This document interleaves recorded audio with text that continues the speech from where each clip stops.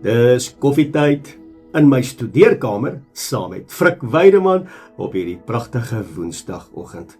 Vandag sit jy oorkant my tafel in my studeerkamer. Dis die plek waar ek baie tyd spandeer in navorsing. Ek spandeer tyd met die woord, want ek is 'n Bybelstudent. Dis ook die plek waar ek vroeg in die oggende inkom terwyl baie mense nog slaap. Dis nog donker buitekant. En ek stap hier in en ek sê, Abba, ek het U nodig. My afhanklikheid is by U, die skepper God van die hemel en die aarde. Appa, ek het nodig dat U my sal help, asseblief, met wysheid, goddelike insig, raad, krag en sterkte. Want iemand gaan vandag oorkant my sit by hierdie tafel. Of dit nou kamera is en of dit nou 'n persoon is in waarheid, die regte persoon, dit maak nie saak nie. Appa, ek het U nodig om my vandag te lei. En dis hoekom jy vandag ingeskakel is by koffietyd. Want ek en jy het vandag 'n afspraak. En ek wil jou in die oë kyk, jy sit oorkant my tafel. So hierdie gesprek is nie 'n emosionele gesprek nie. Hierdie gesprek is 'n amptelike gesprek waar ek en jy mekaar in die oë kyk en ons praat oor 'n belangrike onderwerp wat mense nie van hou nie. Kom ek verduidelik. Ek kom agter in my bediening wanneer ek met individuele mense praat of selfs in groepsverband. Kom ek agter dat baie mense of die meeste mense, dalk nie jy vandag nie, maar die meeste mense hou van emosionele Christendom. As ek byvoorbeeld die vraag sou vra, wat veroorsaak dat jy voel soos wat jy voel? Hoekom huil jy? Hoekom voel jy verwerp? Hoekom is jy alleen? Hoekom wil jy koot? Hoekom wil jy weghardloop? Hoekom voel jy daar's niemand vir jou nie? Hoekom voel jy nie goed genoeg nie? Hoekom is jy al ewig daar waar jy voel jy's alleen? Wanneer ander mense hulp nodig het, dan is jy daar. Maar wanneer jy die hulp nodig het en die ondersteuning nodig het, dan is daar niemand nie. En dan huil mense. En ek sê nie dis verkeerd nie, maar dit kan nie die woord wees nou en veral in die tyd waarin ek en jy woon nie. Ons kan nie langer daar leef nie. Mense, ek en jy kan niks doen aan die verlede nie. Niks nie. Hoe jy groot geword het, hoe jy behandel was, wie jou benadeel het, wie van jou gesteel het, wie jou lewe verwoes het, ek en jy kan niks daaraan doen nie. Dit het gebeur. Die oomblik wanneer ek praat oor, mense, ek en jy leef in die laaste dae. Ek en jy moet die bruid word. Ons moet wandel in posisie. Ek en jy moet wandel in 'n identiteit waartoe Vader my in jou geroep het. Die oomblik as ek daaroor praat, druk mense hulle ore toe. Hulle druk hulle ore toe, hulle wil dit nie hoor nie. Weet jy hoekom nie? Want hulle wil nie hulle verantwoordelikheid opneem nie. Presies wat die volk gedoen het. Hulle stap uit Egipte uit op pad na Sinaï toe. Vader openbaar homself om na hulle om te sien in elke area van hulle lewens. Maar hulle bly murmureer, ja, maar ons moes eerder in Egipte gesterf het, en ons het daar ten minste kos gehad, en ons het daar slaapplek gehad, nou is ons in die, hulle bly emosioneel wees. Hulle kom nie tot hulle posisie as bruid nie. En hy sê vir hulle in Eksodus 19, julle is my volk, 'n afgesonderde volk, julle is na my toe gebring op arendsvlerke, julle behoort aan my, ek het julle gekies onder al die nasies. Mense wil dit nie hoor nie. En die oomblik, toe hy afstap uit die hemel uit, en hy praat met sy volk by wyse van die klank van die bassein, druk hulle ore toe. Hulle sê, Moses, ons wil nie hoor nie. Laat Elohim met jou praat, maar ons wil nie hoor nie. Presies vandag. As ek vandag praat oor, hoekom val jou lewe uit mekaar uit? Hoekom voel jy? Hoekom loop die trane? Wat het gebeur? Kyk hoe lyk jou liggaam. Kyk hoe is jou liggaam verwoes. Kyk die skaars, die merke, die letsels op jou liggaam, hoe mense jou al seer gemaak het. Mense wil dit hoor. As ek praat oor geestelike volwassenheid, wil mense dit nie hoor nie. Mense, in 2026 leef ek en jy in die laaste dae. Dis nou die ontwaking van die bruid. Dit is die bevestiging van jou posisie, seunskap. Ek en jy moet daarin wandel. Ons kan niks in die verlede doen nie. Kom ek lees gou vir jou iets. Efesiërs hoofstuk 4 vers 23. Ek lees in die 33-53 vertaling. En dat julle vernuwe moet word in julle gees en in julle gemoed, en julle met die nuwe mens moet beklee wat na Elohim geskape is in ware geregtigheid en heiligheid. Dis die posisie waarin ek en jy moet wandel. Nou die oomblik, wanneer ek oor dit praat, verlaat die mense my groepe, hulle wil nie die verantwoordelikheid opneem nie, want ons wil emosioneel bedien word. Mense, ek is jammer. Ons kan nie langer daarin vashou nie. Dan beteken dit ek word nie 'n nuwe skepping nie. Ek is geskape na die beeld van Elohim. Ek het sy gees in my. Ek het sy tabernakel in my, 1 Korintiërs 3 vers 16, en ek en jy moet begin opstaan. Kan ek gou vandag vir jou sê, geestelike volwassenheid gebeur nie net outomaties nie. Mense, dis 'n pad, dis 'n wandel, dis 'n journey wat ons het met Vader. En ek besef net dat mense hou nie daarvan nie. En hoe meer ek daaroor praat, hoe meer verwerp mense die boodskap. Want mense wil nie, want hulle is geleer, ek hoef niks te doen nie, want Yeshua het alles in my gedoen aan die folterpaal. Vandagse generasie, waarmee ek en jy te maak het, en dis hoekom ek bid, om te sê, Abba, help my met wysheid, asseblief, met insig.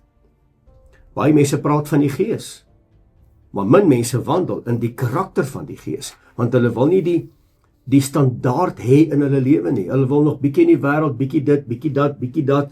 Daar's nie 'n standaard nie, daar's nie 'n duidelike riglyn nie. Baie mense wil die salwing hê, die salwing van die Heilige Gees, maar mense wil nie die dissipline hê wat saam met die salwing loop nie. Baie mense wil die vuur hê. Ons het nou sopas die boodskap gehad van Shavuot, uitstort van die Heilige Gees, en almal wil dit hê. Almal wil die vuur van Elohim op hulle lewens hê. Baie mense bid daaroor. Hulle praat daaroor, hulle vas daaroor, hulle dienste, hulle konferensies oor die vuur. Maar hulle wil nie in heiligmaking leef en wandel nie. Baie mense wil profetiese woorde hoor, oor wat Elohim vir hulle gaan doen, en wanneer hy dit gaan doen, en hoe hy na hulle moet omsien, en wat gebeur, en hoe lyk by toekoms en alles.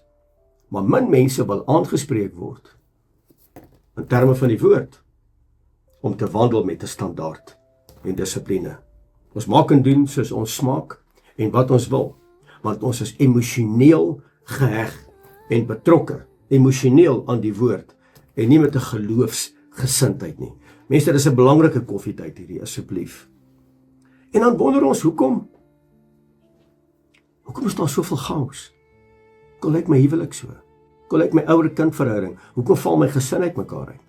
Want daar's verdeeldheid, want elkeen wil maak en doen soos wat hy wil doen. En mense is lig geraak. Hulle kyk is nou styf, as jy iets net verkeerd sê. En dan kom die emosionele uitbarstings, en mense neem aanstoot, en dan is dit drama.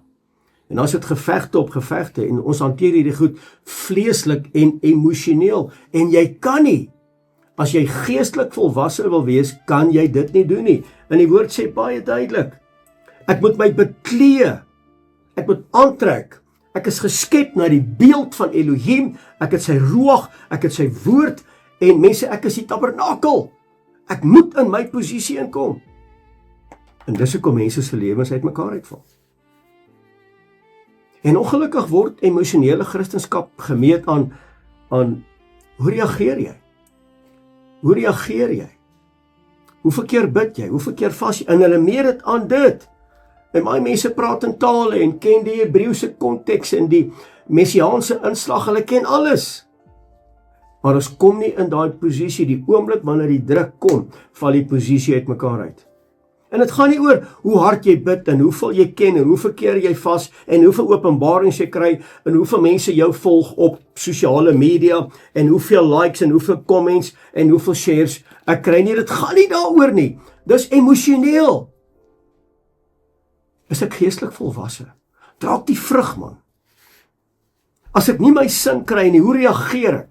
Reageer ek as 'n volwasse man en vrou wat geroep is in hierdie seisoen in terme van identiteit en posisie en in seunskap, of reageer ek emosioneel met hulle het my weer verwerp? Wanneer ek met mense praat, dan kom ek agter dis wat mense wil hê. Hoe tree jy op onder druk? Jy sit oorkant my vandag. Hoe praat jy met mense? Hoe praat jy met jou gesin? Met jou vrou? Met jou kinders? Hoe praat jy met jou familie? Hoe praat jy teenoor jouself? Hoe reageer ons wanneer iemand jou teestaan of wanneer iemand jou wil korrigeer? Hoe reageer jy dan? Want jy sien, ons hou van die emosionaliteit. Hoe tree jy op? Hierdie is belangrik. Hoe tree jy op wanneer niemand kyk nie? Die ou mens, die woord praat hierso van, ons kan nie langer soos die ou mens lewe nie. Ek en jy moet wandel as 'n nuwe skepping. 'n Nuwe mens moet beklee word wat na Elohim se beeld geskape is. Hoe lyk die ou mens? Die ou mens raak maklik offended. Die ou mens wil altyd reg wees. Moenie my korrigeer nie. Ek kan maak en doen net wat ek wil, man, julle is te erg. Man, dis oudmodies. Die ou mens leef vanuit emosie, trots en die eie ek. Dis die ou mens. Die nuwe mens, en ek vertrou dis die plek waar ek en jy is die mens wat stil raak. Dis die mens wat leer om verantwoordelikheid te dra en verantwoordelikheid te vat. Dis die mens wat vandag besluit, ek is 'n waterdraer van lewende waters. Ek is 'n draer van vuur. Ek is 'n draer van sy woord. Ek is 'n draer van sy wil, want ek het my wil gaan neerlê en ek het sy wil opgeneem. Ek is die draer van sy wil. Ek is die draer van sy tabernakel, want dis wie ek is. En ek kies vandag om in karakter te leef bo image. Ek leef vandag in sy weë wat soms moeilik is en is 'n alleenpad bokant hierdie handeklap. Ons almal hou van die handeklap. O, jy is so en dis great en Frikkie het nou weer vandag dit en Frikkie het nou weer vandag. Ek leef nie vir dit nie. Ek leef vandag om sy karakter uit te leef, veral wanneer niemand kyk nie. Dis wie ek moet wees.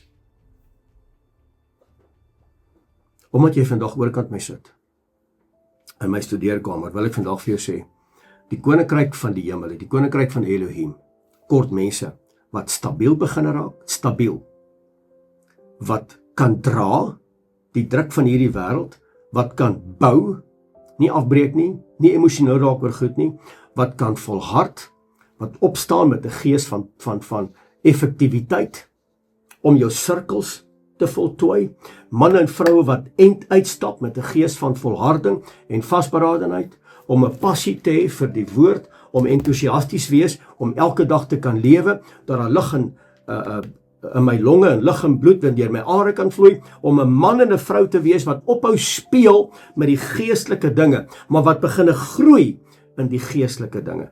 Dis die koninkryk wat Vader soek vandag. Om sy beeld te gaan uitleef, mense, in 'n donker wêreld. Om 'n ligskakelaar te wees in 'n donker kamer.